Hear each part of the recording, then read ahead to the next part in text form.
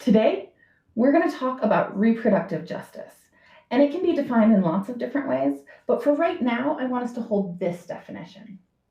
Reproductive justice is each person, so that includes you, each person's ability to choose if and when and how they become a parent.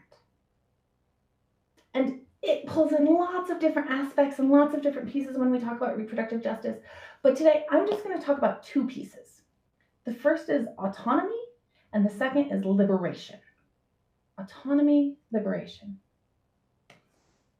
Autonomy is your ability to make decisions about you, be it about your body, about your mind, about what you learn and grow, about what you say, about your health, all sorts of things, your autonomy. And each person's autonomy is really important because we talk about agency and responsibility and all of those things, and they all come back down to autonomy and how we make choices for ourselves and how we live into this thing called self. In fact, there's a conversation about you that you're part of that you might not even realize you're part of. And it's funny because sometimes we think of this conversation like going to chemistry class. The way we think of this conversation sometimes is that everyone's walking in and sitting down and listening to the professor who comes in with the lab coat and the PPE on and does an amazing experiment. And everyone in the room goes, oh, wow. And then the professor explains how it works and everyone goes, yes, okay, yes, and takes their notebooks and goes home. But that's not the kind of conversation this is, because in that conversation, the professor has the wisdom and knowledge, and us sitting in the seats learning are accepting it, are receptive to it, and are making decisions based on what they've said, because they've brought all of the knowledge. But this conversation is also not like you going to the library to choose your book for the week. It's not like wandering up and down the halls of the library and the rows and shelves and touching books and see if they feel right, or if the cover of the jacket is right, or if the topic is just perfect, or if the author chose the right font, which I think the publishing house does. Because in that conversation, it's all just about you. You know what your week is going to look like. You remember what it was like last time you read a book kind of like this one. You know what you're hoping for, and you get to make the whole choice by yourself. That's not what this conversation is like. But this conversation is just about you. It's about autonomy when you go to the doctor. You see, because when you go to the doctor, there's all sorts of different choices and power and wisdom in the room. And sometimes we act like the doctor's like that science professor showing you an amazing experiment and you going, okay, yes. But that's not what it is.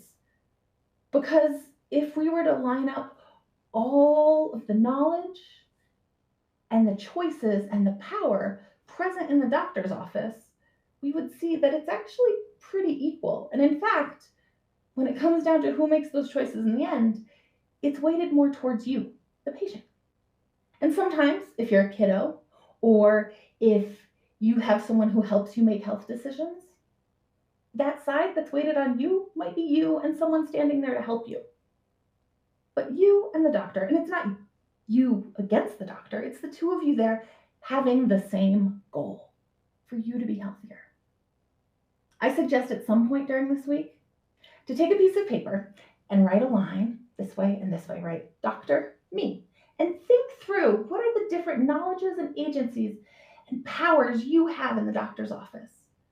The doctor knows how medicines work and which antibiotics are most commonly used right now.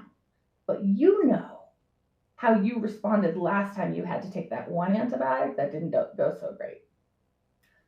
The doctor knows that maybe you could have a soft cast or a hard cast for your wrist, but you and your parents know that you run around and jump constantly, and a soft cast is not going to make your wrist feel any better. There's all sorts of things there. And the doctor might know this takes 3 weeks. So if you're going to do this treatment, you're going to have to do it for 3 weeks. And you might know that you're going on vacation for the next 2 weeks, and there's no way you're going to do that treatment. But it's not always antagonistic. Sometimes it might be, hey, doctor, I have a sore throat.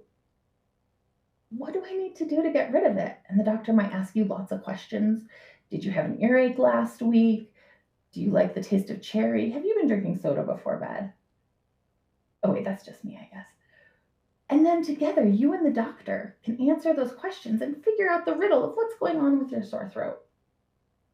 But you have to take that agency and take that power in that conversation. When you go into the doctor, you have to remember that you have power and that it's your body. And the doctor's not going to leave with your body. You are. So you have to show up ready.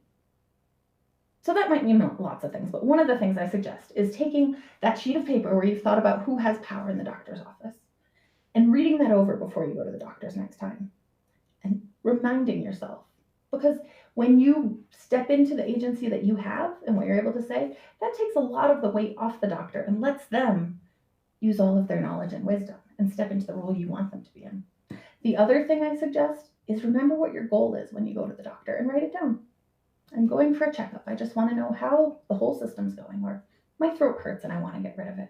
And that way, if the doctor gets off topic or is unsure and starts asking you about things like, well, let's talk about how much you weigh, or when do you want to have babies? You can say, those are all part of me, but right now the biggest part of me that I'm most concerned about is my sore throat. Can we work on getting rid of that? And it'll align you back to your goals. And that's how you can flex your autonomy in the doctor's office. Oh, I said we were going to talk about liberation. So liberation is the freedom each of us has to use our powers and to use them in ways that build us up, that edify us and edify the whole world. But you see, you knowing that you have power in the doctor's office isn't in itself liberation. That just means you have more power and more access to your power.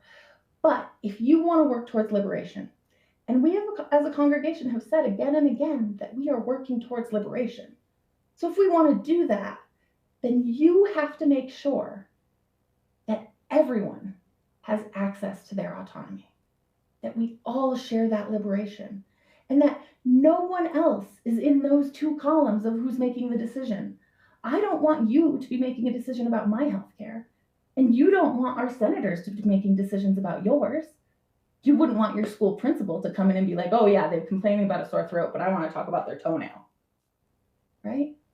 So we have to work to make sure that everyone can use those powers that they have, because we want everyone to be free, because your liberation and my liberation and everyone's liberation is tied together.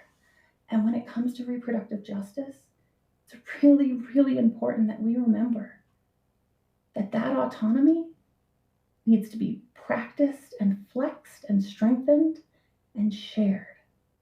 And we need to liberate us all, because we all deserve to make those choices and to feel our power. Remember, you're powerful and you are so, so very loved.